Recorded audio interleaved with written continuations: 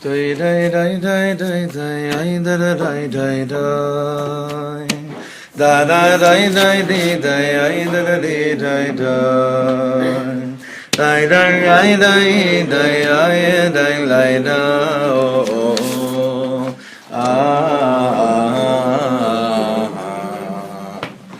da da da da da da da da da da da da ya da da ya da da da da ya da da la la la la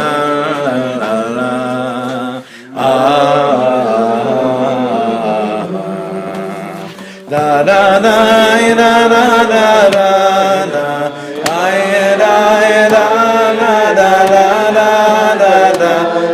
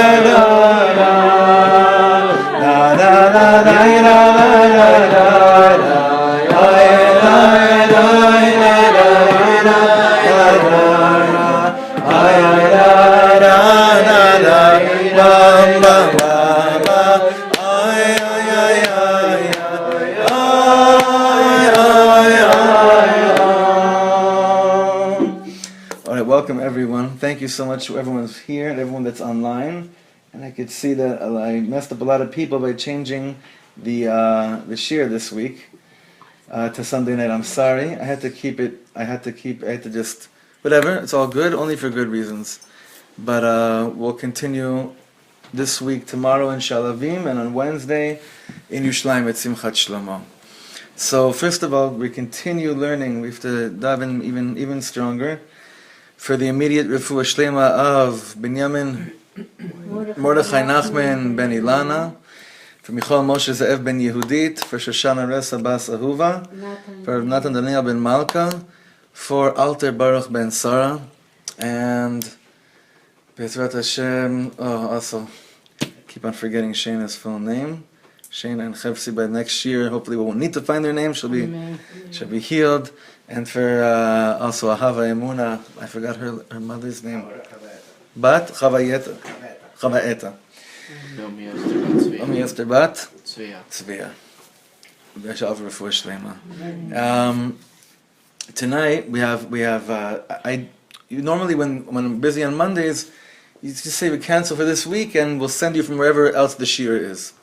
But this parsha you can't just you can't give up on at all. You just can't you can't give up on. So I know that some days a lot of people have things going on, but I couldn't give it up. So it's a very very selfish act of just me wanting to connect to one of my favorite parshiot in the Torah, Bechukotai. I've said that about many other parshiot, but I mean it. Tonight I mean it more than other parshiot. What can I say? And we're gonna fly, Bezrat Hashem. Keep it hopefully short not short, but just whatever we need to get out of it. Bezrat Hashem should be open. The gates of understanding the secret should be open tonight. Whenever we finish a sefer, which we were doing this Shabbos, we're finishing the third book of the Torah. So the tzaddikim say that whatever is given to us towards the end of the parsha, towards the end of the sefer, is really a hachana, it's a preparation for the next sefer. So whatever it was in Parshat Vayechi, right, in the last portion of Bereshit, is really a hachana for the book of Shmot, the book of Exodus, and whatever it was in Parshat Pikudei was really a hachana, a preparation for Sefer Vayikra. And if you remember, we actually learned that at the end of Sefer Shmot, Parshat Pikudei, Ela Pikudei HaMishkan, and we spoke about what the inner functions of the Mishkan were, based on the saying, Moshchenu Acharecha V'Narutza, that's what the Mishkan does, Moshcheni Acharecha V'Narutza. Hashem pulls me inside with him, and we start running together. That was a whole preparation for the Sefer Vayikra. And the Sefer Vayikra, the last Parsha, in Sefer Vayikra is Parshat Bechukotai. Im Bechukotai telechu ve'et mitzvotai tishmoru v'asitem otam. That's a hachana, that's a preparation for the next Sefer, which Rabbi Shlomo called the book, not just him, but he coined it the best, that Sefer Bamidbar, the fourth book, the book of the desert. What's a Bamidbar in English? Numbers, right. So the book of Numbers, the fourth Sefer, Rabbi Shlomo used to call it the book of mistakes. The book of mistakes. But thank God he was an Ishbitzer Chassid, because we just learned on Shabbos that there is no bigger Melamed Zchus an Yidin like the Mea Shilach. Melamed Zchut means judging favorably, and we gave some very good examples this past Shabbos about what is this inyan of this attraction that we have to the Ishbitzer, the Mea Shilach. Well, wouldn't you like it if the tzaddik you were connected to wasn't capable of seeing sins in your actions? And the way that they looked at you and the way that they saw you, even if you yourself considered yourself a sinner, however, the way that they look at you is like a reish pei bet, like we learned on Shabbos, they azamra you. You know that means they azamra you, the 282nd teaching Likutei Maharan about the good points and looking at the good points in people. So by the Ishbitzer, that wasn't like an option.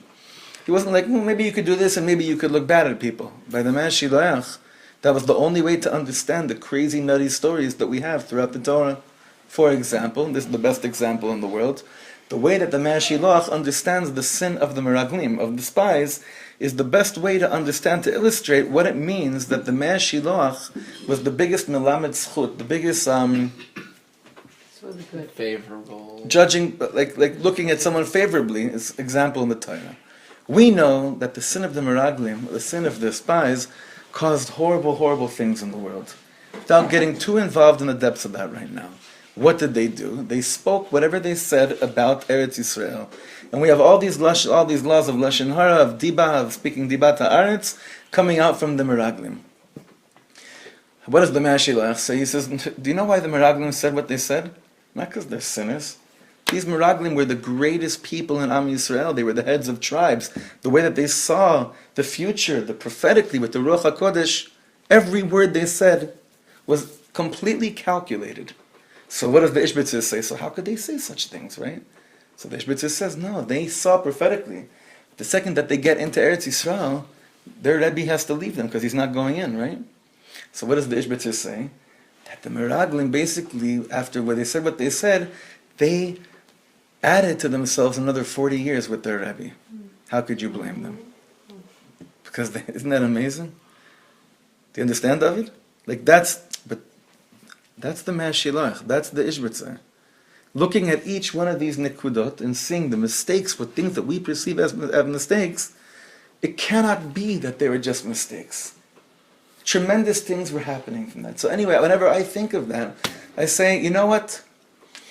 Like we said on Shabbos, like Rav Weinberger once said that the Musar movement just didn't make it. Not that it's bad, but that's not what's upholding the world to today's fire of Judaism. Chassidus, the Baal Shem Tov, did take over. Nothing you could do about it. We want to imagine that the improvement that we need to do inside will come from positive reinforcement in a holy way, by people, by tzaddikim, looking at us with azamra, reish pei bet eyes.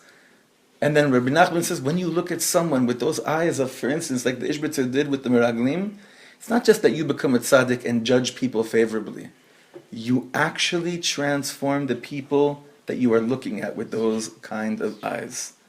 Now, I've mamish seen this in my life on a number of occasions. Not that, you understand what happens, I want to be a bit more clear. We always wonder, that's what basically this whole Shabbos we were trying to understand what the mitzvah of tochecha really means. What's the mitzvah of rebuke? Right? So we always, like Rabbi Akiva says, Tameh ani, he says there's no way in the world that anyone could actually do the mitzvah of rebuke properly. Because to do mitzvah of rebuke properly, you're not causing the person to be stuck in his feeling bad. You're pulling him out of where he was and ensuring him that you're looking at him in positive light. Now, how easy is that to do when we see someone do averos? It's almost impossible. However, when you look at someone with those eyes of a zamra, you're not dafka doing tochicha, you're not rebuking them, but if you show them, listen, the way that I see it, you're really a gewalt, you can truly begin to make them feel that they're worth it, and that they are gewalt. You have to keep on saying that. That's how you pull them out. My brother and I learned an amazing teaching from the Rishner Rebbe, which connects to this. This is unbelievable. It has to do with two Parshiot ago. Parshat Kedoshim. This is incredible. You remember the pasuk says, Ribono Shel Olam says, Kedoshim tiyu ki kadosh ani. You shall be holy because I am holy. We have such a hard time understanding how God could expect us to be something because He's like that, right? Like, okay, be holy, and also create heaven and earth because, hey, I did. Create man and woman and do it in the way that you did it because I did. So the Ishbitzer says that, the Mishnah says, and the Midrash says they're Yachol Kamoni, but we could be holy like God? That's not what it means. It's obviously impossible to be holy like God. So then it says Talmud Lomar, which really means Tilmod Lomar. The way that you get to be holy is that Tilmod Lomar, learn to keep on saying Ki Kadosh Ani. Walk around saying, I am holy. I am holy. And what will happen to you? Much more than whatever could happen to you from trying to compare yourself to God, which no one knows what that even means. Or whatever anyone can tell you. So sometimes we need people to walk around in life and tell us, you are holy, in order to get us out of there. But whatever the ultimate is, like Reb Nachman says, in the continuation of a Zamra, after finding the Nekudot Tovot in other people, you think that's a Chokhmah? Now good luck with doing that to yourself. This Parsha, and the first 3 words of this Parsha, which is, we had a whole shiur on the first 3 words 2 years ago, I think 3 years ago as well, and definitely last year. And this year we're going to be looking at it from another angle. The first 3 words of our Parsha is what we need in order to make it through the book of mistakes. Im Bechukotai telechu is the hachana for Sefer Bamidbar. What is Sefer Bamidbar? Mistake after mistake after Parshat Ba'alotcha alone. Do you know how many topics are in Parshat Ba'alotcha? How many subjects are just in the 3rd Parsha? There's probably like 6, not subtopics, but like Rashi Prakim, heads of chapters, things going on there. So many things which could go wrong, but with the first 3 words of Im Bechukotai telechu, we have a chance of understanding what it is we're supposed to be doing in the desert of our life, and how on earth we could truly become melamed zchut on Yidden and on ourselves, just like the Mea Shiloach was on Am Yisrael, which is the ultimate in the world.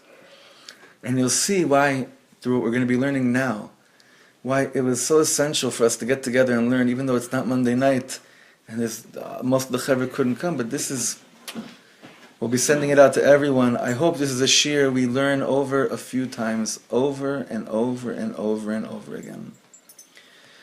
To understand the first 3 words, Im Bechukotai telechu, which on a general pshat, how would you just say that the way it's written? Let's see what Article says. If you will follow my decrees, Im Bechukotai telechu. If you will follow my decrees. After we learn what the Ishbitzer says about if you follow my decrees, we'll see we're on a completely different plane. On Shabbos we learned a story, which I saw Friday night, I think.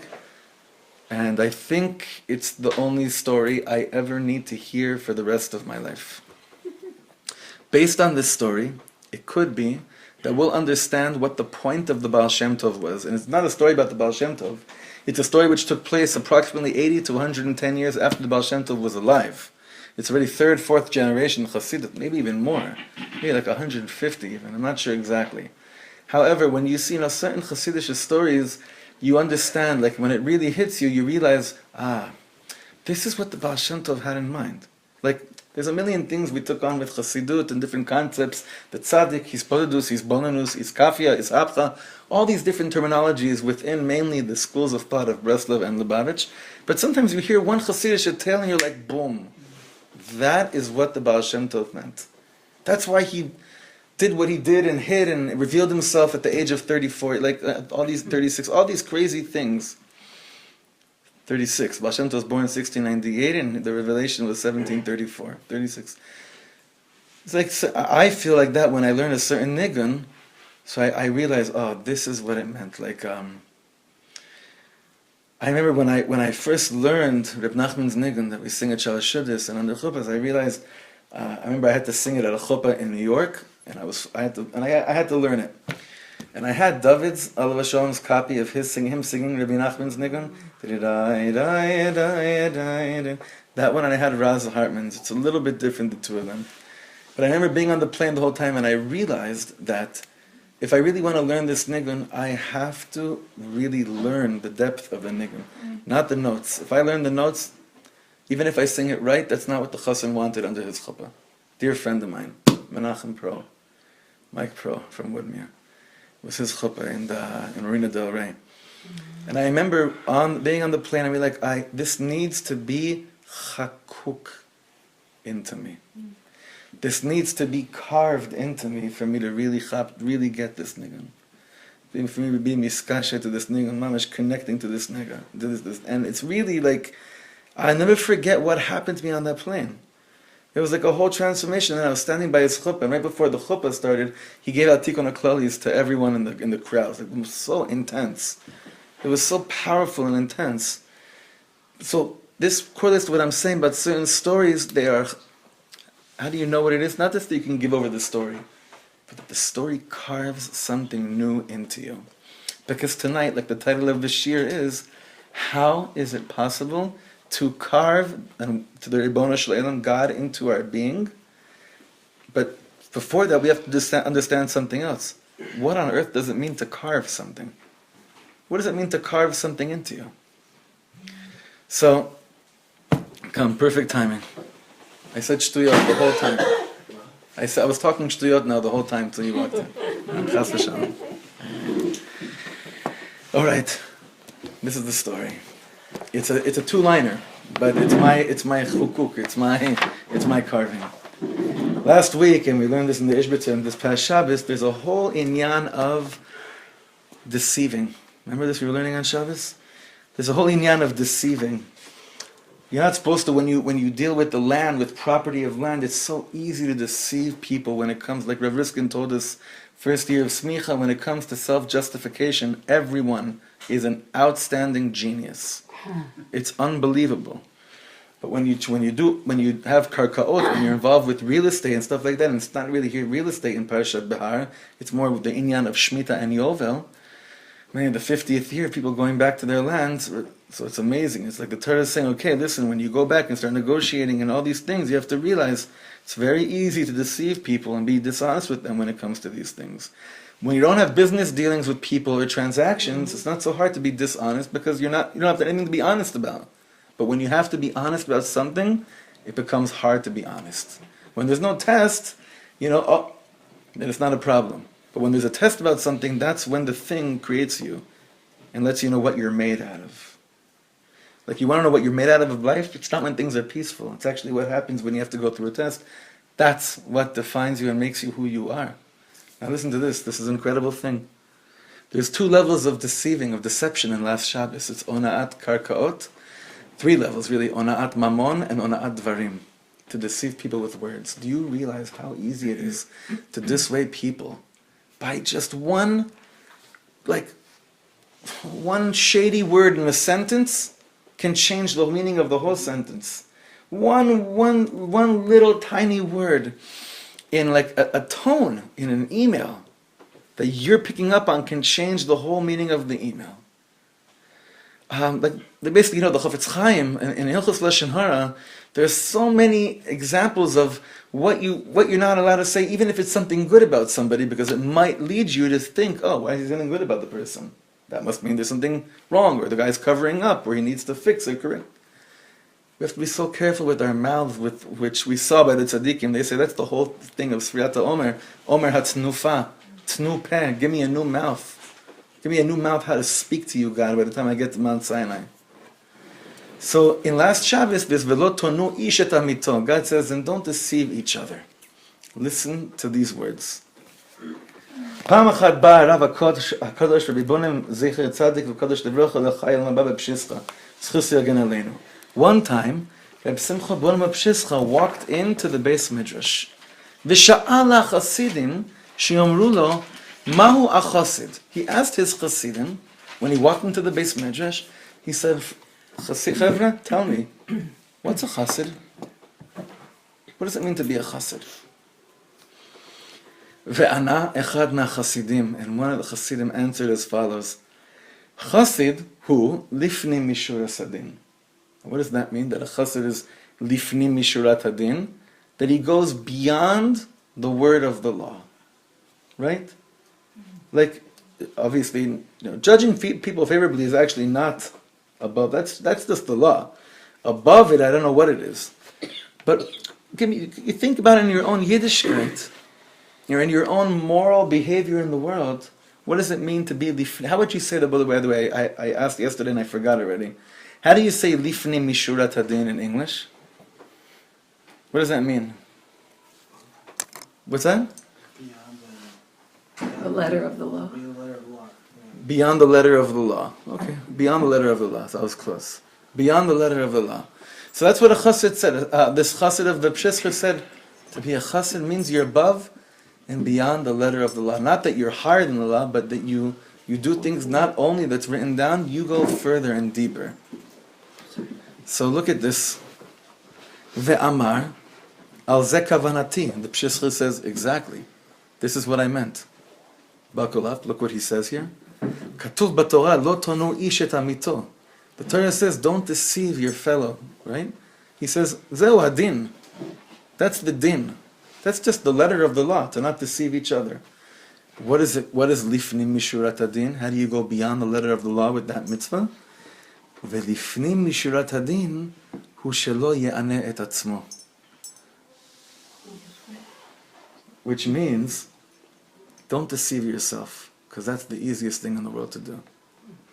So the Torah tells us, don't deceive other people. But whenever the Torah says a mitzvah, Chazal are always screaming, and now look deeper. What isn't the Torah telling you that expects you to get to on your own, which is called lifnim mishurat hadin? Now, you're going to be freaking out. You're like, I finally figured out how to keep 10 out of 613. And now you're telling me there's like a whole other 613 that I need to figure out. They have the 613 mitzvahs, and really you have the 613 lifnim mishurat hadin. Does that make sense? So the Pshischa says here exactly. A chassid is someone who always does something lifnim mishurat hadin, going deeper than just what the pshat of the Torah is. The pshat of the Torah is do this. But what's the Torah really telling you that it won't tell you in words? Why doesn't the Torah tell you certain things in words? Because it needs for you to carve it into yourself on your own. For me, this story of the Pshischa explains what it means to carve something into yourself. Carving Torah into yourself, the bottom line is, don't deceive yourselves. And what does that mean, don't deceive yourselves? Do you know how easy it is to think that you're connected to God because you go to shul 3 times a day? And that you're, not just that you're actually learning all day long? And that you send your children to Jewish education? I'm not knocking any of these things. But for certain people, it's a deception. Because they say to themselves, look what I'm doing exactly what I'm told. Yeah, but does your child know what Shabbos feels like? They know what Shabbos is, they know what day it is, they know about Shabbos. Do they have a te'ima of the Shabbos table in your house? Do you have your own smell of your own Shabbos table? It's the checklist Jews that Shlomo would talk about. Checklist Yidden. Rav Weinberger said that, yeah, checklist Yidden, checklist Yiddishkeit, which is, you can still deceive yourself and you can fool yourself that you actually think you know what you're doing. I mean, I never forget this, I was in a shul, and someone stopped in the middle of the davening and he started crying. during Shema Kol, he was a Chazan, Chazeret Hashatz. It was in Batei Broiden, it was in Nachlaot. Batei Rand over there, in the shuls. One like Monday morning, I think, I remember it was a great minyan. Yonatan Razel was in the minyan, a bunch of Chaver in the minyan, it was very high. And it's very Monday morning, and the Chazan gets Tkavish,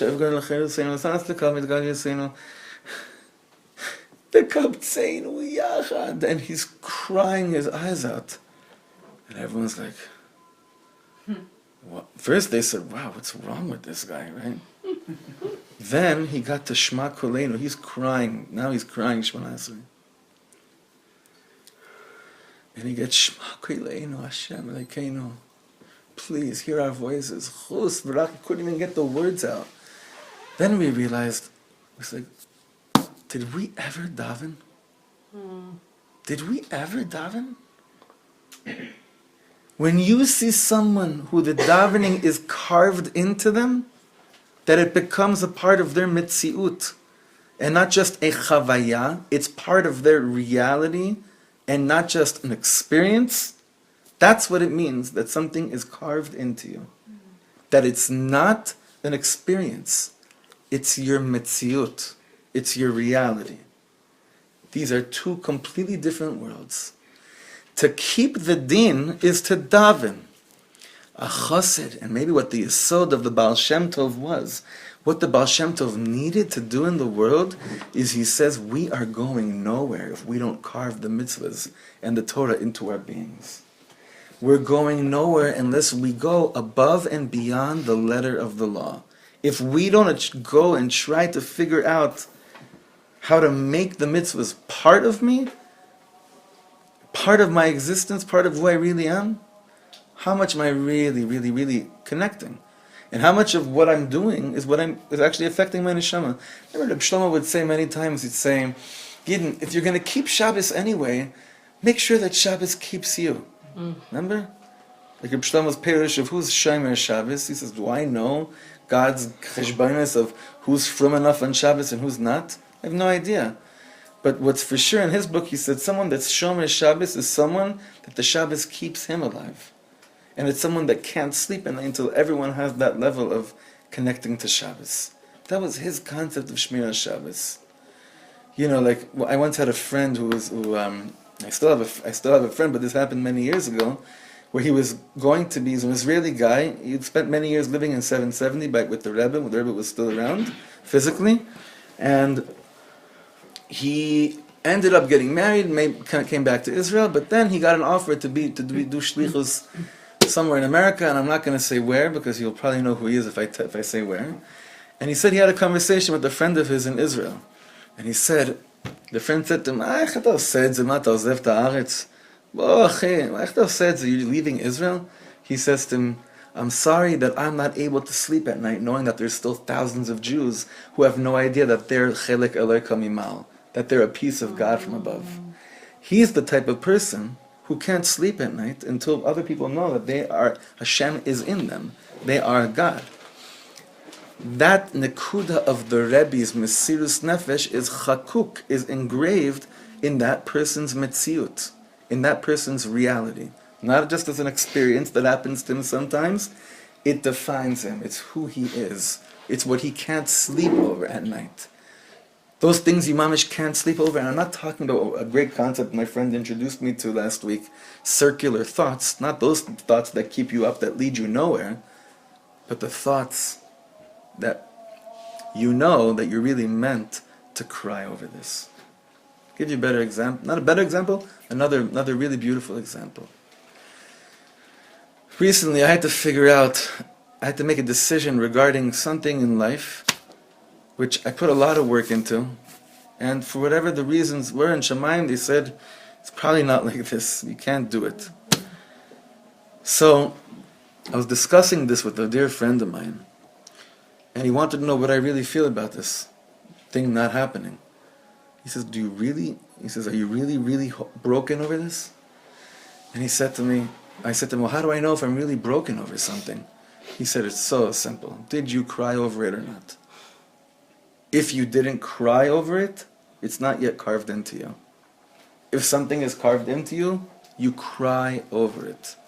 It means that much of you because it's become part of you. It's not that you see someone stubbing their toe in the wall, it's that you stubbed your own toe in the wall, and it's mamash your pain. It's your experience of pain. He said, did you cry over it? And that really put a lot of things in the proportion for me, understanding how connected I am to what the inyan was. Did you cry over it? Because somehow the bechi, the crying over something, really does carve. You feel when you cry that there's like a hole in you. There's mamish a hole in you. Now let's understand what it means to carve something inside of you. And this is a very, I was thinking about this today. This is the mahalach I have in my head right now, but it could be that I'm totally off. But I definitely want your feedback and your thoughts and your davening over the following. And this is very, very close to my heart right now. And something I have the schus of learning with a dear friend who doesn't live here, but this is where we're going to.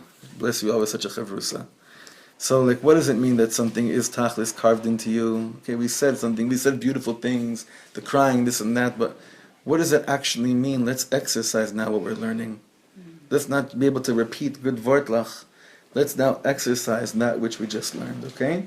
We're up for it. It's 9 p.m., but you guys in Lev Yeshiva, it's 2 p.m.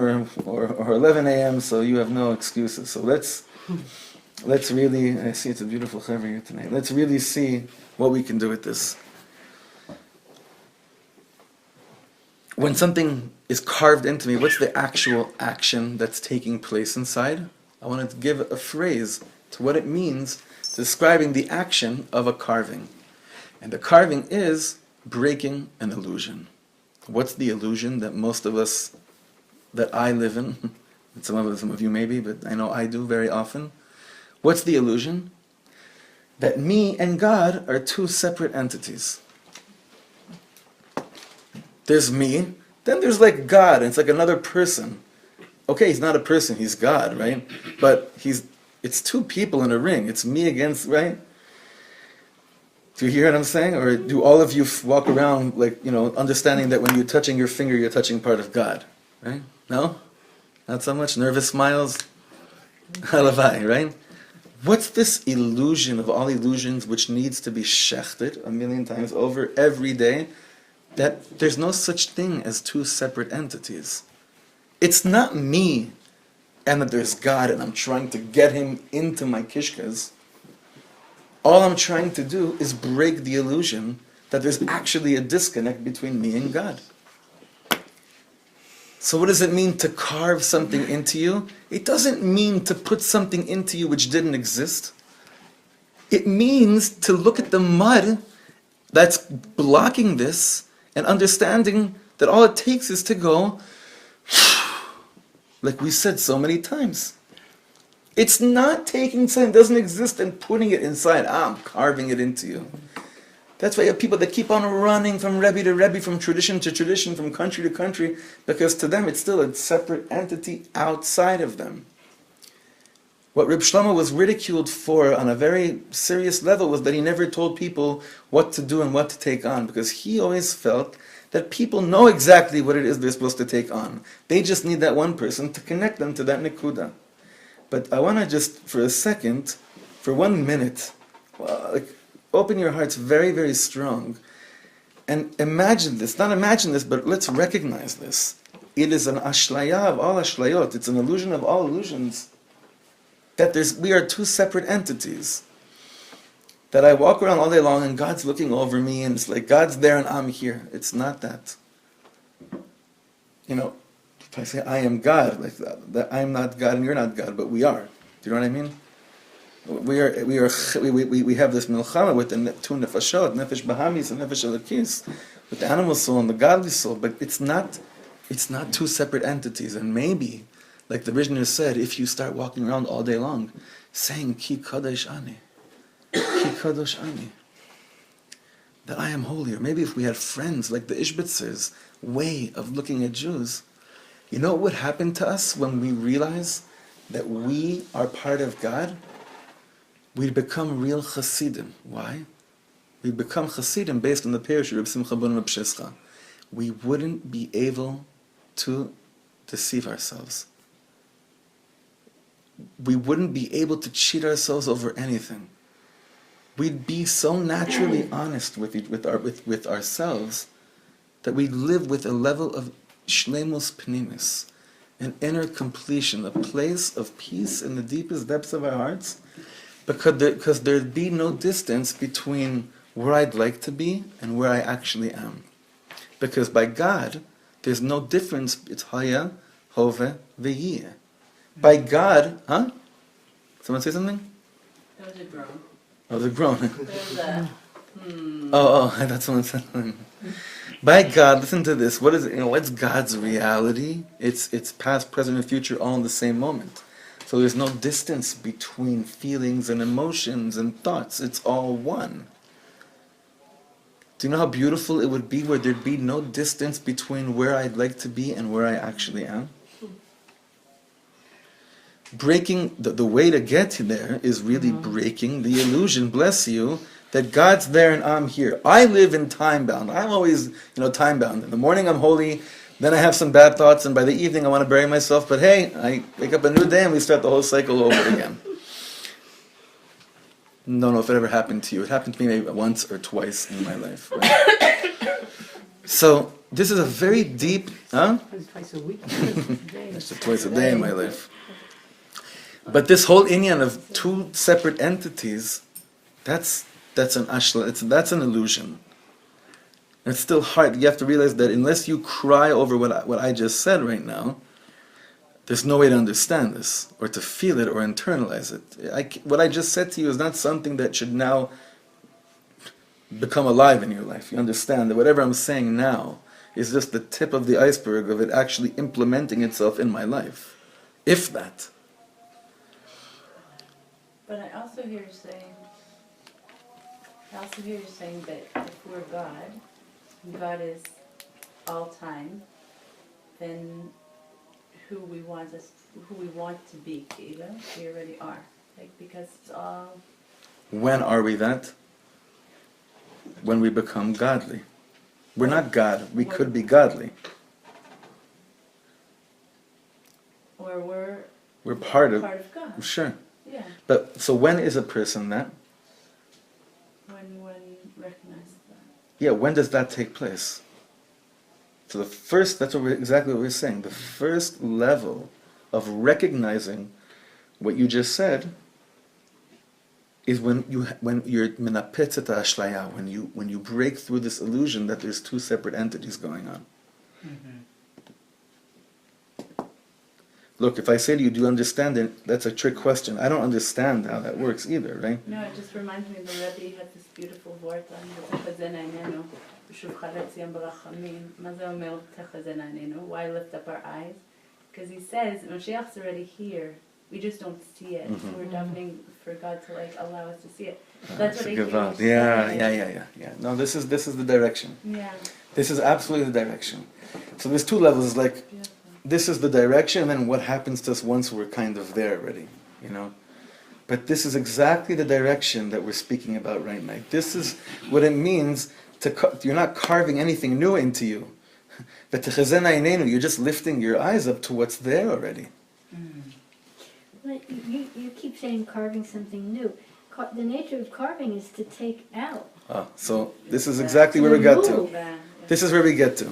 So, some of what is carved out, what are we making space from? What are we carving out in order to put something new in? You, meaning the part of me that thinks it's own. Negativity. Not the negativity per se. It's not negativity, huh? The klipot. The yeshut, the yeshus. Yeshut means what's the word? It's ego. It's the ego. But when we say ego, it's like we usually think, I'm full of myself. I'm not even talking about that level of ego. I'm talking about the whole inyan of that there's me and I'm a separate entity from Hashem. Not, it is the ego, maybe psychologically, in psychological terminology, it is the ego, but the ego means much more than the way that we refer to ego today. We refer to ego today as, haughtiness, right? It's not that.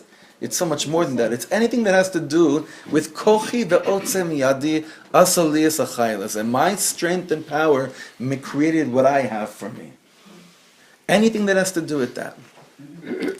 The second that you realize that all you are is a tzinor, for a pipe for more godliness to come into the world, only then do you begin to grow. Only then are you truly walking somewhere. And only then, like we've been saying, all of Sfirat HaOmer, do you begin to have a direction after slavery. Because, once again, freedom without direction is just another form of slavery. You only begin to walk somewhere once you realize that it's not you that's walking. It's the Elokut in you that's walking. So what are the first three words? Im Bechukotai. If you do this carving, Telechu, then you're considered someone that's actually walking, bless you, and not standing in the same place, like the Ishbitzer says in the beginning of the Meshlach and the Parsha. Telechu, walking in this world, happens when chakuk, when there's a chakikah going on inside of you. If what about the luchot. chakuk bishnei luchot avanim. Is that what you meant? Because that's exactly what this is, but I wouldn't be able to say it. I'll try to get it afterwards. I'm just trying to finish the Mahalach right now. But if we're able to do it afterwards, I'll try. It's already 9:15. We didn't even start anything. This must mean this stuff is important. You have people all the time that they say, look, I took this upon myself and this upon myself, and I started doing that and I started doing that, and nothing's changed yet in my life. I've heard that many, many times. Many, many times. So, based on this, why isn't there any halicha? Why isn't there any walking going on? Because you did stuff not on the level of lifni mishurat hadin, you just did the din. But when you do something lifni mishurat hadin, above and beyond the letter of the law,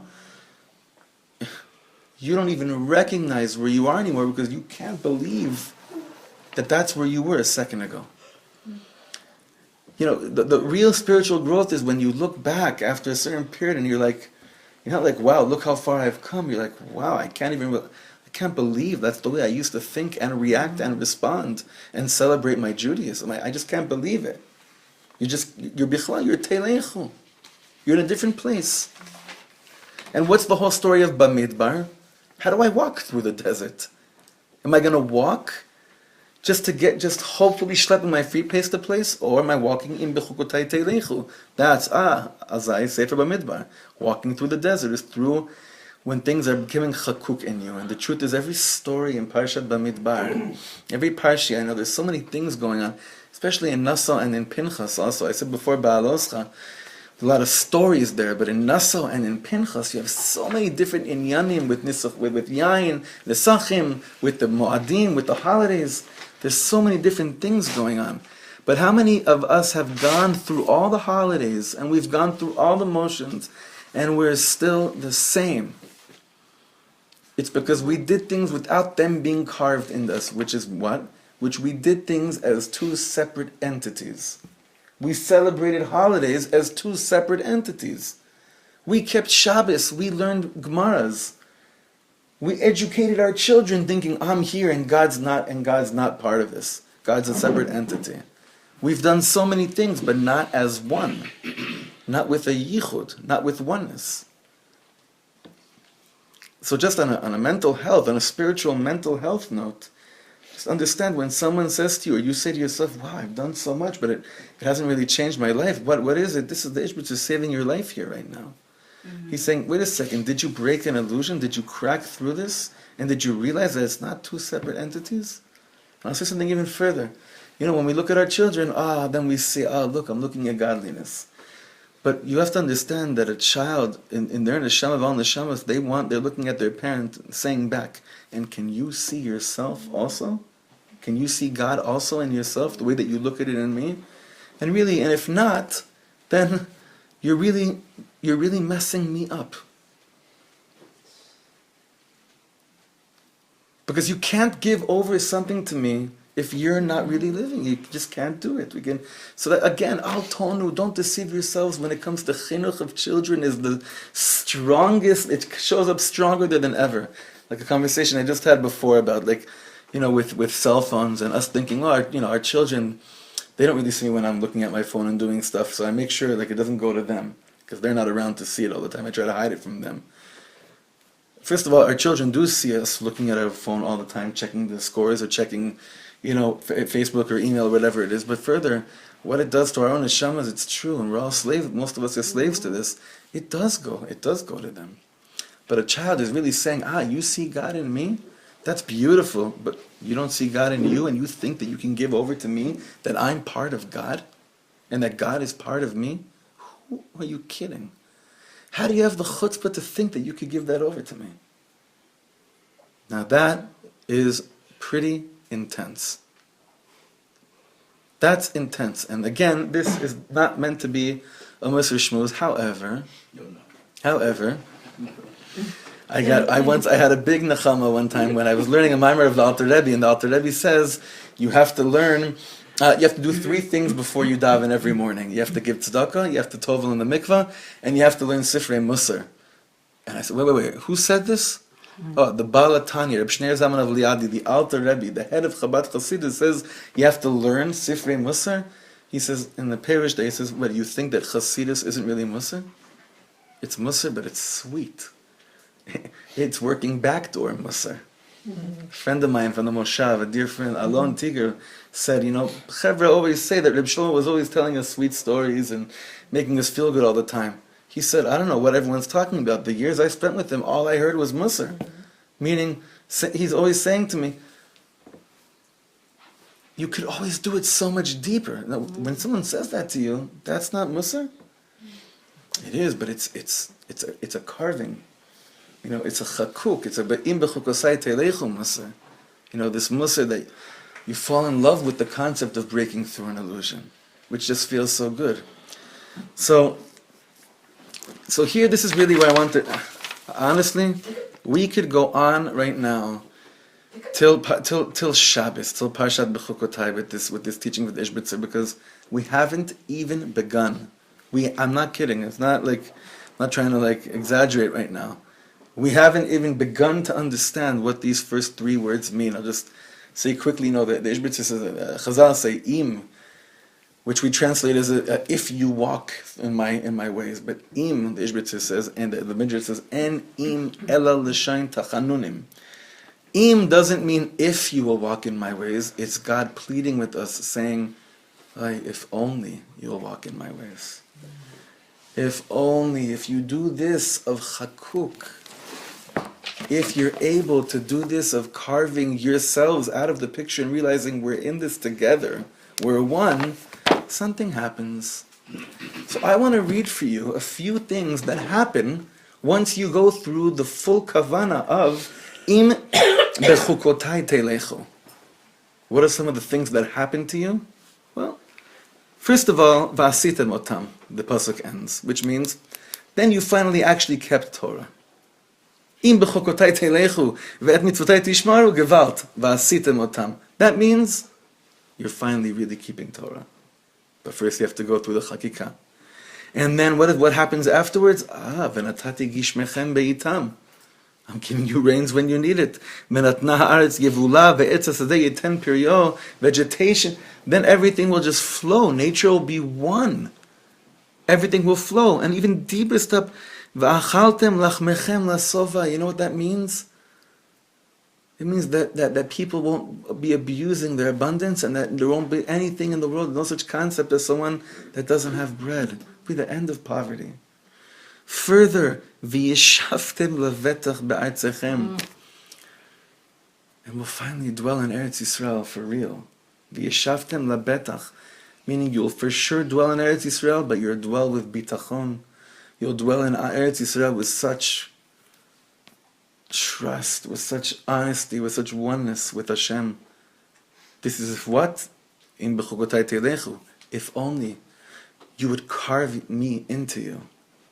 If only you would do stuff, if only you wouldn't deceive yourselves, then everything that you wish for would actually happen. You'll stop running from Rebbe to Rebbe. It'll be a nahar, it'll be a flowing river.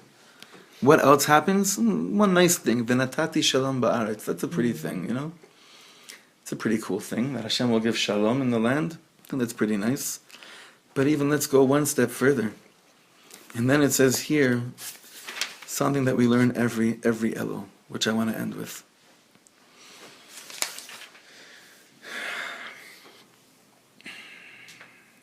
You know, Elul, the whole point of Elul is to not be able to le'anot et atzmecha. The point of Elul is that you get to Rosh Hashanah and you're not capable of deceiving yourself anymore. That's what tshuva is, right? I just can't deceive myself. And we learned that the way of not deceiving yourself is when something is chakuk inside of you. Now we learned a very important Rashi Tevot when it comes to Elul. What's the most famous one? Ani le'uman v'ishti le'hori, right? No. Ani le'dodi v'dodi li, right? That's obviously the most common one. But then there's ton of them. There's a lot more, right? There's also Elul is also et levavchem ve'et levav, which means your hearts and the hearts of your children as well, right? There's a lot of different Rashi Tevot that go in here. What else is there? Anyone know another Rashi Tevot? Aron luchot v'shivrei luchot. Aron luchot. Back to luchot. You're not letting go. There's also in Megillas Esther. There's a few, I think. What is the one in Megillas Esther of Elul? Oh, umishlach ish lere'ehu matanot le'evyonim. That's another acronym of Elul.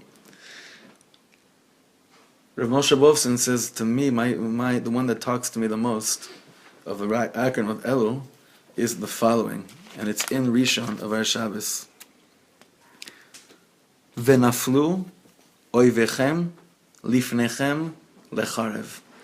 What does that mean? That your enemies will fall on their swords. What does that mean? That all the things that we're struggling with, they will kill themselves. They will commit suicide. What does that mean? It means that all those things that I work so hard on trying to conquer, if instead of trying so hard to conquer it, I just bring God into the picture, all those illusions and fights and things that are driving me nuts in my life will simply fall on their own sword. They will kill. You're going to be operating on a completely different level. It's like we always think, look how far I haven't come because I haven't gone over this, I haven't conquered this, I haven't conquered this. But that's just because you can't conquer anything because there's two different entities, you and the Ribono Shleilim. But if you realize that you is the Ribono Shleilim, that's part of you, you won't have to try as hard as you try of all these different things, which usually lead to circular thoughts. Why? Because v'naflu oivechem lifnechem becharev, these things that you're trying so hard to conquer, they will disappear on their own. Real spiritual growth isn't when you realize, wow, I went through that one. It's that you're growing with God and you're walking finally for the first time in your life, and then you look back and you realize, oh my God, I didn't even have to fight through this thing anymore. That must mean that thing which I used to fight killed itself on its own. I did my job, it did its job. Friends, this is the deepest Torah in the world. That I'll definitely write it out in the email too. Venaflu oivechem lifnechem lecharev. That's the letters Elul. Venaflu, not in the order, right? But Vav, Aleph, Lamed, Lamed. It's Rashi Tevis Elul. That your enemies will fall on their own swords. That's what people would do Nebuch in wars when they didn't want to be captured, but they were losing the war. You fell on your sword. So we're about to go into the desert, into Bamidbar. And the Torah is telling us, in Bechukotai telechu, it's really God pleading. God doesn't need this from us, by the way. God doesn't need anything from us. You never find, like the Ribono Shleilim says, Vaydaber Hashem Moshe lemor, ani chafetz sheta'asu kach, I want you to do so. There's nothing like that. But God is saying, in Bechukotai telechu, if you're going to be keeping my Torah and mitzvahs, you might as well just carve me into you and realize I'm there the whole time anyway. But it doesn't just mean like, if you'll do that, I'll be good to you. If only you do that, then you know what happens to you? V'naflu oivechem lifnechem lecharev. Then all those things that drive you insane and that keep you up at night and that make you doubt the existence of God, the relevance and relativity of the Torah, all those sfekos in life, all those Amalekites, all those Amalek soldiers will fall on their own swords. V'yishavtem lavedach ba'aretzachem v'natati shalom ba'aretz. Then you'll sit mamish on your own land with such bitachon. Kadosh Baruch Hu should help us realize that we do have enough guts to crack open this illusion, and to realize that's enough of all these chavayot, enough of all these experiencing. It should be a metzius, it should be a reality which is one big chavaya, which is one big experience. And alavai, we should become true emes deke chasidim, that do things lifni mishurat adin, always above and beyond the letter of the law, because we've seen how far just keeping the din has brought us. We see how many hundreds of thousands of years people have lived and they've kept so many things lefi hadin, and they haven't been able to give anything over to their children. And they wonder why. And the first question is I don't understand. I paid, well today they say, I don't understand. I pay $27,000 a year for their Jewish education. That's great. You know that you can give you could save $27,000 a year if you take one extra second and look at the Kadosh Baruch Hu during the meal and say, "Oy Shabbos," and what that could do to your child is worth $50,000 a minute of Jewish education. I believe, I have to, because if not, then we're really messed up. But I believe that we are on the right direction. I really do. I believe that our children are showing us this, that you look into their eyes and they're looking at you with eyes of, do you think you could give this over to me, make me feel so secure, when you yourself are so freaked out about life? Please. Please. So alavai, we should have a good gebench chakika, a week of chakuk, a week of feeling that we're actually finally beginning to walk and not standing in the same place. You know, that's what, that inyan of telechu. Now it's important. Maybe I'll do this. You know what? Please go over this teaching. I mean, it's amazing. There's no text tonight, and you still have to go over this teaching. You understand? Dafka, you have to go over this teaching. I will be sending out also a transcript from a few years ago, which we did, and maybe also the audio from a few years ago, what you were learning. What was it, last year? What's the title? Yeah, this one. I'm gonna send. Be'ez Hashem, I'm gonna send you, and you'll see that goes really in depth with what the Ishbitzer is saying. But you'll see that everything the Ishbitzer is saying is really a hachana, a preparation for beginning Sefer Bamidbar, which is going to be. If you thought we were flying until now, it's. I've never been more excited to learn ever in my life with people, because I feel that we're Baruch Hashem done.